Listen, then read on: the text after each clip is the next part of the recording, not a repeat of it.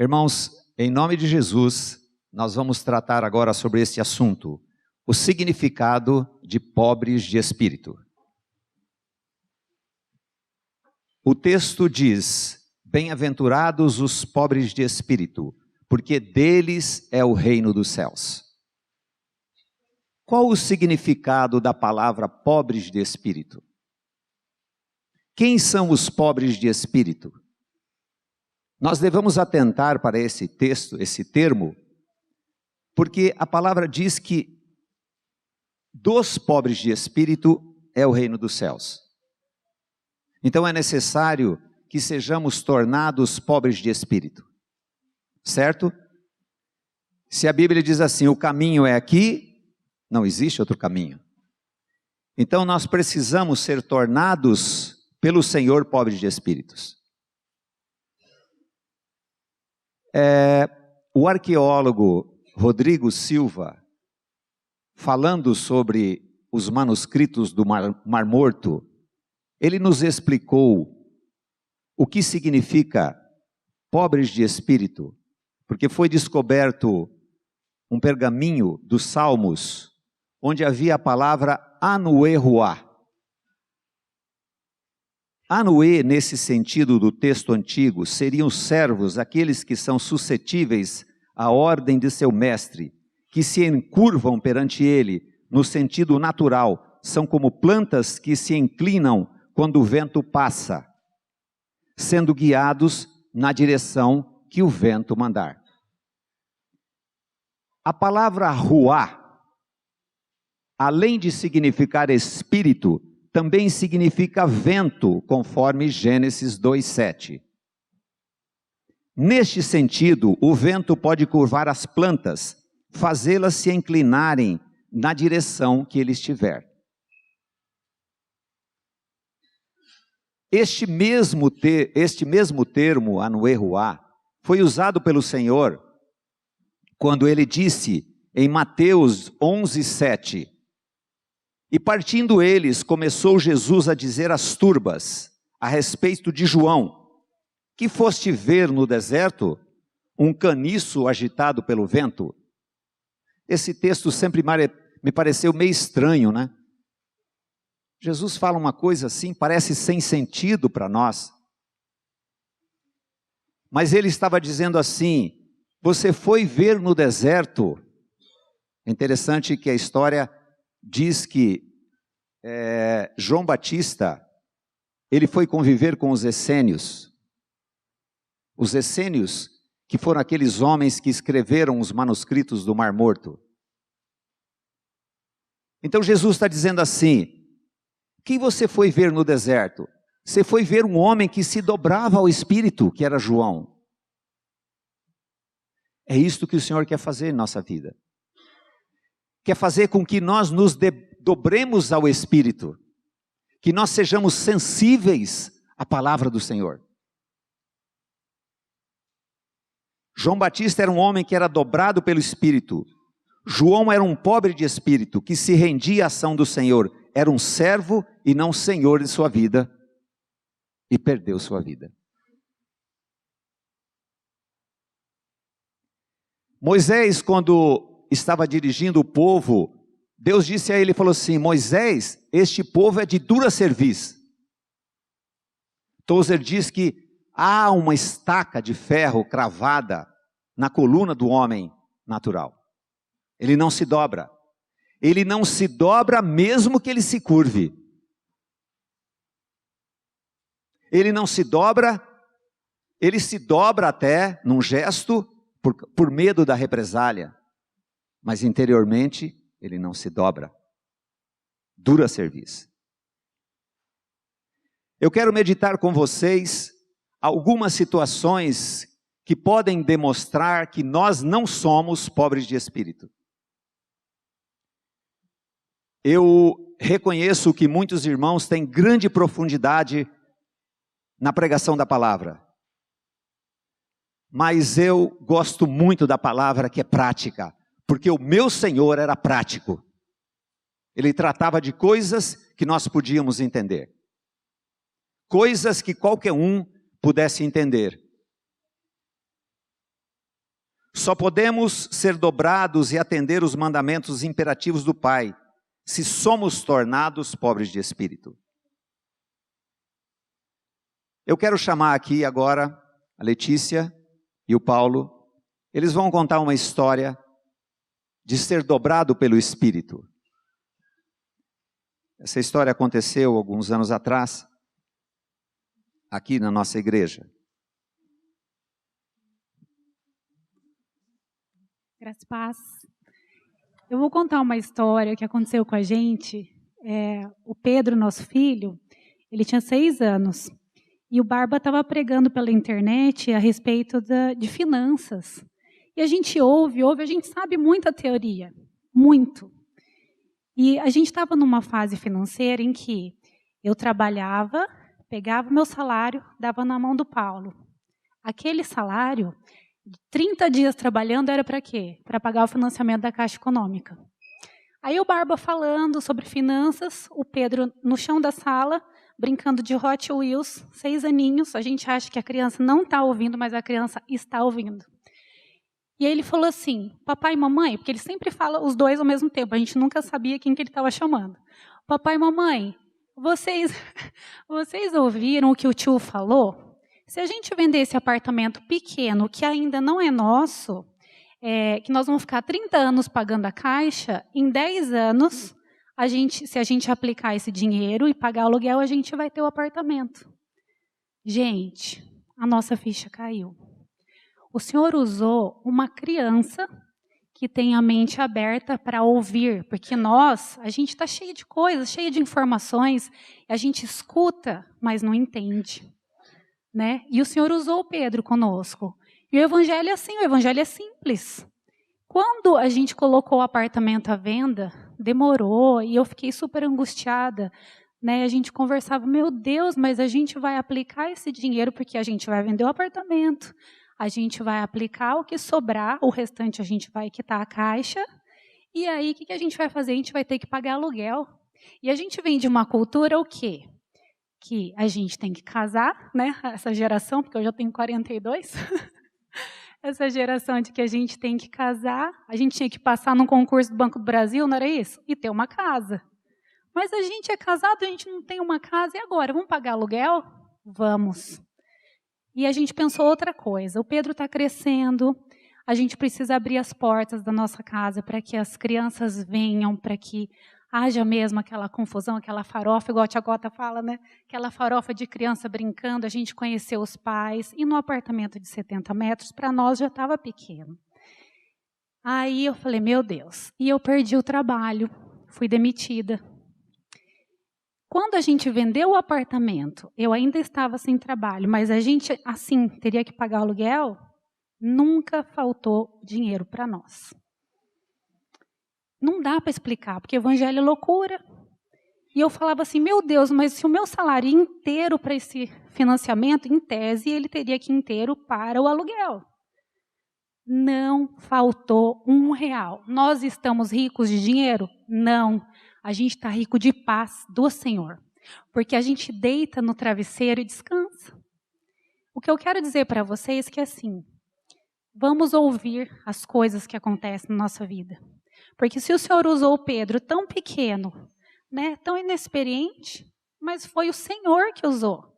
Eu vou me achar mais por isso, ou menos, porque, nossa, eu não consegui pensar, eu entendo tanto de economia, né? A gente estuda, a gente faz tudo e não conseguia fazer umas contas básicas. Então, eu até recomendo que quem puder, deve ter na internet ainda esses estudos, né, Barba? Que as pessoas possam acessar e procurar esses estudos sobre finanças, mas antes peçam ao Senhor o esclarecimento e a luz para tudo isso. Amém. O que aconteceu aqui? Por que uma criança ouviu e ela creu? Porque ela não tem os pressupostos que nós temos. Nós estamos muito enxertados de conhecimento nessa área financeira, né? Você fala assim, nossa, que loucura que essa pessoa fez. Mas a loucura do Pai é mais sábia do que a sabedoria que nós sugamos de onde? Eu estava falando para um adolescente essa semana, falei assim, olha, você não é livre para pensar. Você pensa aquilo que o sistema quer que você pense. E financeiramente nós pensamos conforme o sistema pensa. Então a criança está livre para receber. Por isso que o Senhor falou que nós temos que ser tornados como crianças. Então Deus usou essa criança para tratar esse assunto com esta família. Se você acessar Atraídos em Cristo no YouTube, você vai assistir esse vídeo que chama Minha Dívida, Minha Vida. Bem, ser pobre de espírito é atender às exortações da palavra do amado Senhor Jesus, é se curvar àquele que é a nossa vida gerada na ressurreição.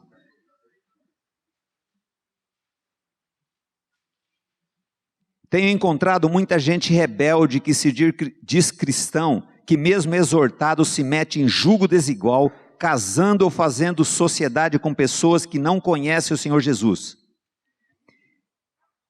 Em Coríntios 6,14 está escrito assim, não vos prendais a um julgo desigual com os infiéis, porque que sociedade tem a justiça com a injustiça, e que comunhão tem a luz com as trevas? Qual será a colheita a não ser dobrado pelo Espírito Santo? Certamente a colheita será penosa e custosa. Aí aquele camarada todo animado fala assim, eu gostaria, estou pensando em abrir um negócio, já fiz isso, fiz aquilo outro, e eu vou ter um sócio, não sei o quê. Aí, você crê em Cristo? Você crê que você é uma obra? Sim. E ele? Ele sabe. Então, aí, bem, vamos para o texto.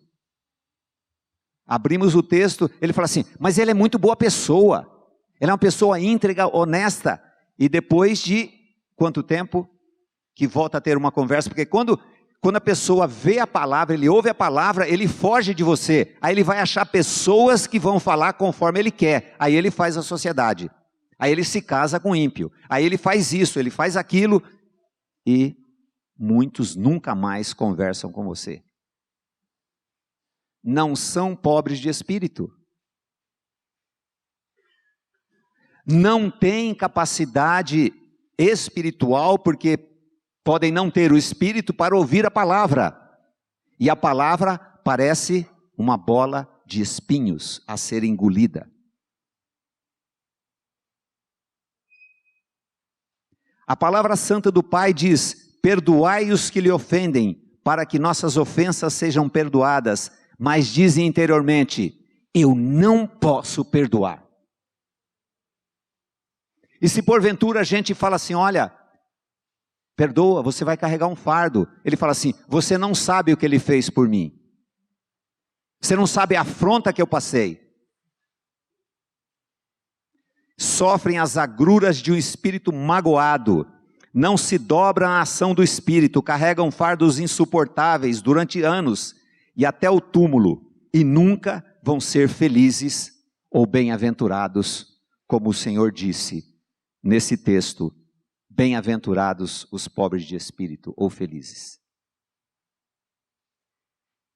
O filósofo italiano Giacomo Leopardi, que viveu no ano 1700, disse, o sentimento de vingança é tão agradável que muitas vezes o homem deseja ser ofendido para poder se vingar.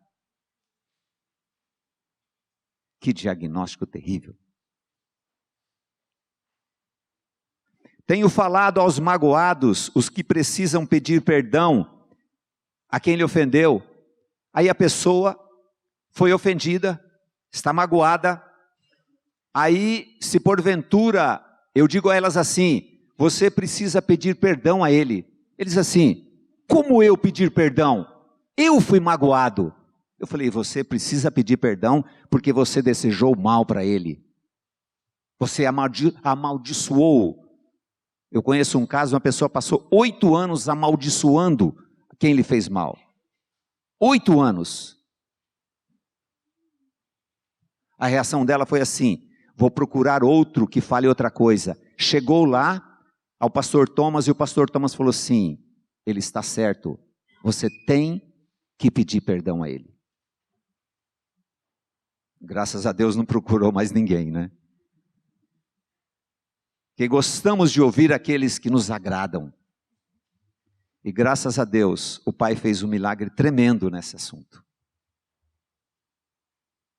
Você está magoado? Você está ofendido?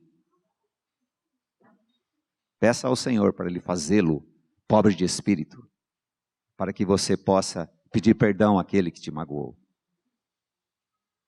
Irmãos, para que serve toda esta Bíblia, se ela não for prática para tratar comigo? Outra passagem que me assombra é quando Davi, abandonando o seu palácio, saiu, observe a cena. Davi saiu do seu palácio com seus generais, e Simei, que era da descendência de Saul, amaldiçoa Davi e taca pedras em Davi. Ele era o rei Davi. Não era eu, nem o Maurício, pastor Maurício. E quando aquele homem amaldiçoa Davi e apedreja-o, o seu general diz assim: meu rei, deixe que eu o mate. E Davi, o homem dobrado pelo Espírito, diz assim: se ele me amaldiçoa, é porque Deus mandou com que ele me amaldiçoasse. Deixai-o.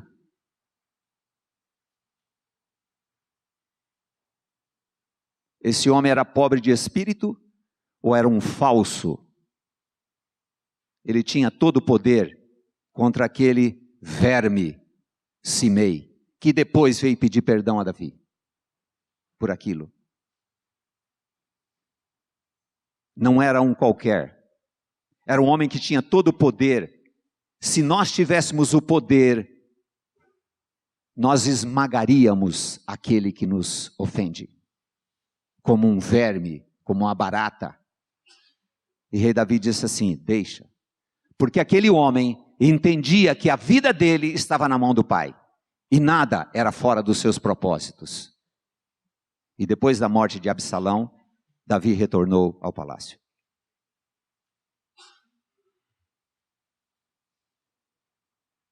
João Batista era um caniço, e Deus quer fazer-nos caniços para a sua glória, para que o nome dele seja glorificado.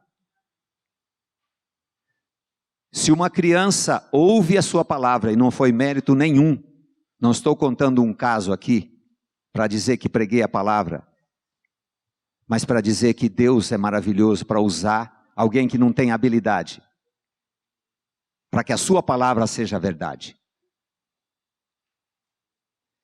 O Pai usou várias coisas da natureza para mostrar coisas espirituais para que nós entendêssemos, irmãos.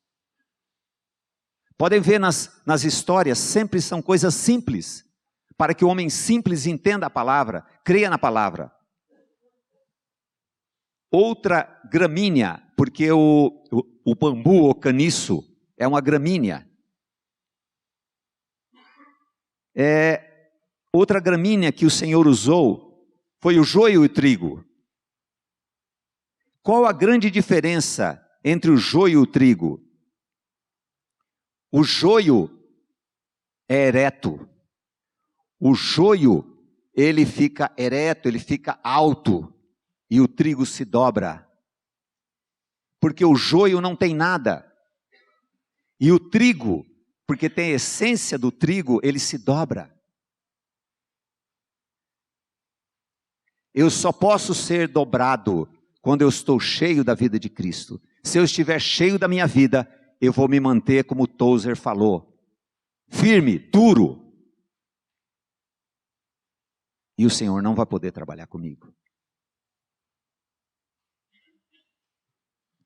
E além disso, o trigo, na medida que amadurece e cresce, ele vai em direção ao alto. Suas raízes vão se desprendendo da terra, deixando suas raízes bem superficiais.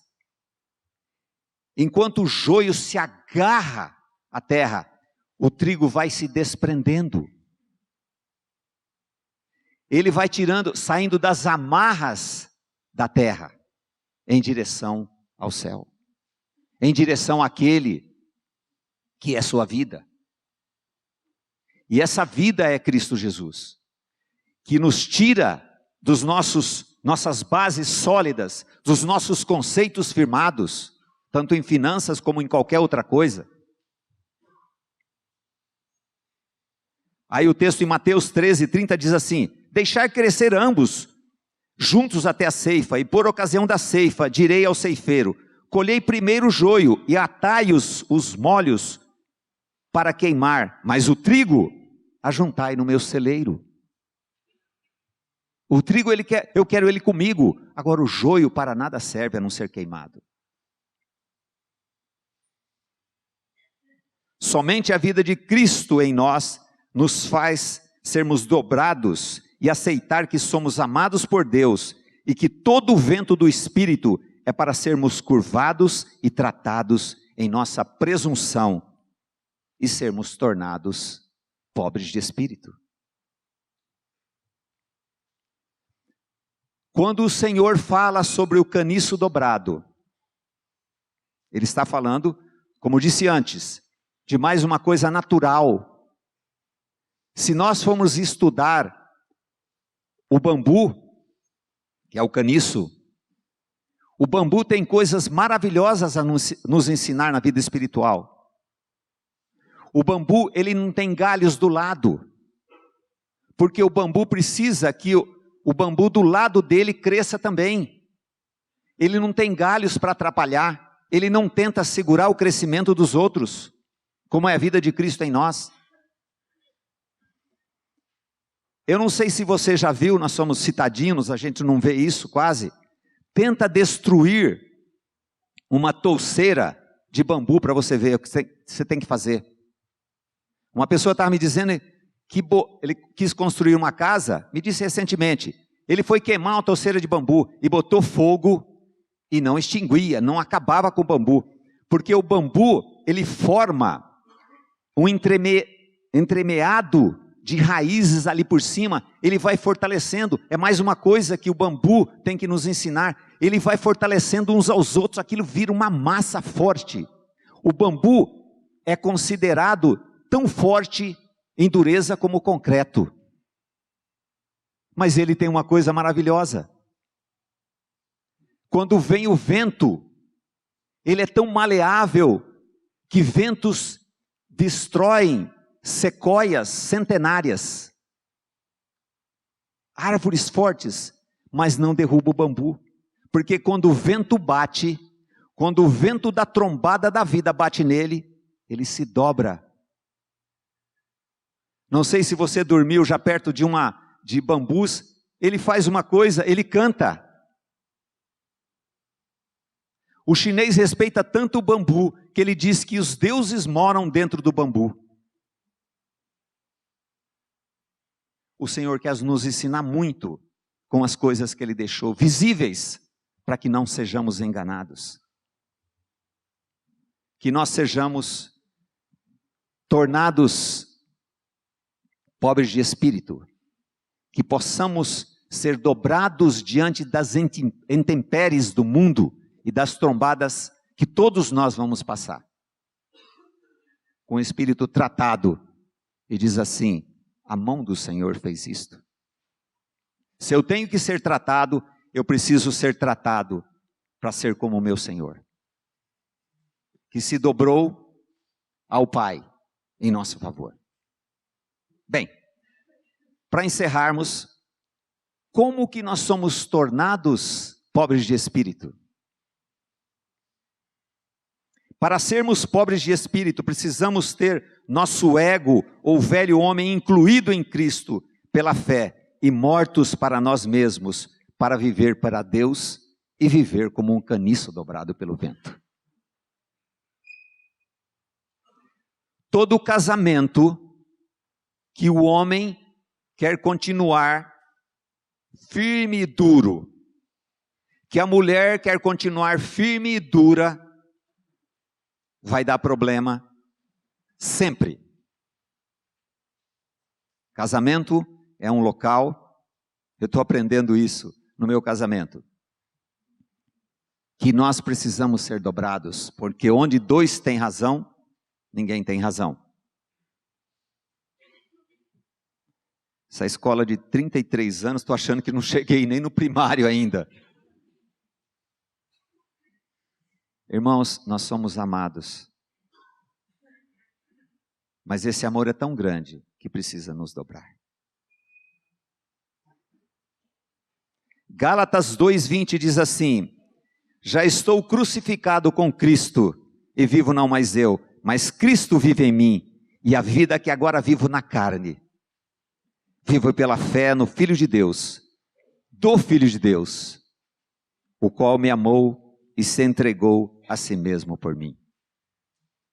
Que a graça do Pai nos faça pobres de espírito, para vivermos vidas que glorificam o Senhor.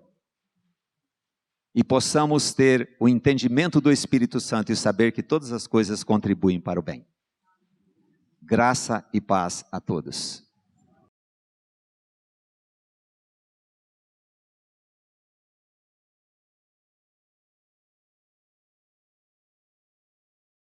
Meus queridos, eu quero apresentar a vocês o Ministério de Áudios e Vídeos curtos, de 5 minutos, do meu querido irmão Valdir Flora Batista, que está trabalhando comigo no Ministério há mais de 35 anos.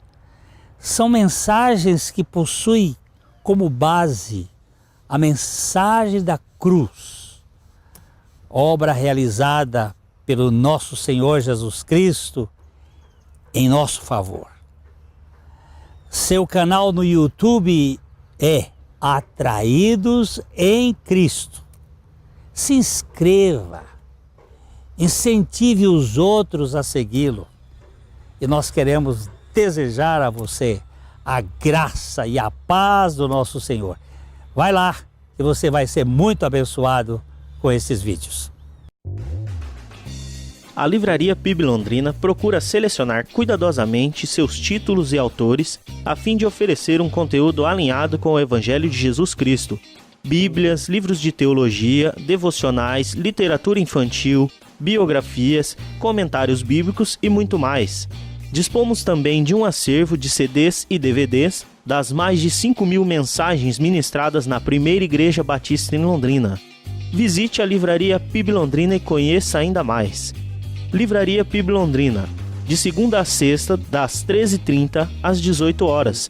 Endereço na Avenida Paraná, 76A, próximo ao Calçadão, bem no centro de Londrina. Ligue para 3372-8921 ou acesse o site www.livrariapiblondrina.com.br.